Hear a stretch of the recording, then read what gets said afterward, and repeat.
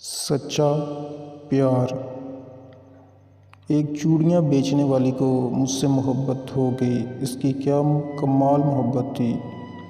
وہ جس بھی شہر جاتی وہاں کی مشہور چیز تحفے میں میرے لیے لے کر آتی تھی۔ وہ میری خاطر میرے شہر میں 4 سال تک رہی۔ روزانہ میری منتیں کرتی اور روتی رہتی تھی۔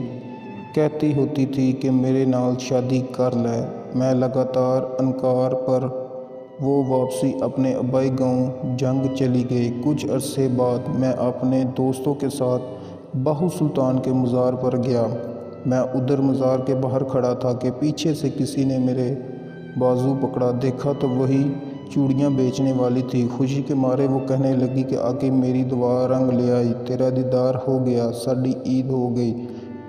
میں جب بھی دربار پر آتی ہوں تو آکے تمہیں مانگتی ہوں، لیے بیٹھی ہوں، شادی نہیں۔ پھر اس کی آنکھوں میں آنسو آ گئے۔ کہنے لگی، بھیک مانگنا، چوڑیاں بیچنا میرا قصور تو نہیں ہے نا، یہ تو میری قسمت کا، میرے نصیب کا قصور ہے، تو سزا مجھے کیوں مل رہی ہے؟ وہ سب کے سامنے میرے گلے لگ کر رونے لگی۔ کہنے لگی کہ ایک دفعہ میرے ساتھ میرے گھر چلو۔ میرے پاؤں پکڑ لیے۔ سب لوگ دیکھ رہے تھے۔ میری بہت بے عزتی ہوئی۔ میرے دوستوں نے کہا، ایک دفعہ اس کے گھر چلتے ہیں۔ لوگوں کا مجمع لگ گیا۔ میں نے ہاں کر دی تو وہ بھاگ کر گاڑی میں بیٹھ گئی تھی۔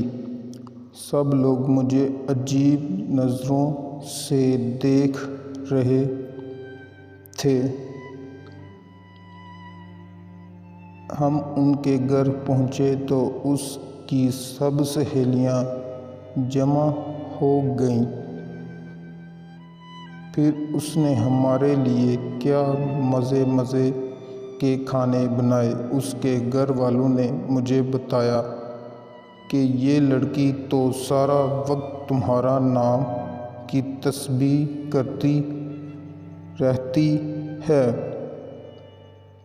اور پھر جب ہم واپس آنے لگے تو اس کی آنکھوں سے آنسو نہیں رک رہے تھے۔ میرے ہاتھ چوم کر کہنے لگی کہ تیرا قصور نہیں ہے، میری قسمت کا قصور ہے جو میں چوڑیاں بیچنے پیدا ہوئی۔ بڑی مشکل سے ہم سب نے اسے چپ کرایا اور پھر واپسی کے لیے نکل آئے۔ میری کار کے شیشے میں سے دیکھ رہا تھا کہ وہ تب تک دکھتی رہی جب تک ہماری گاڑی اس کی نظروں سے دور نہیں ہوئی۔ وہ ہماری آخری ملاقات تھی۔ پھر ایک دن میرا اس سے ملنے کو دل کیا تو میں اس کے گاؤں چلا گیا۔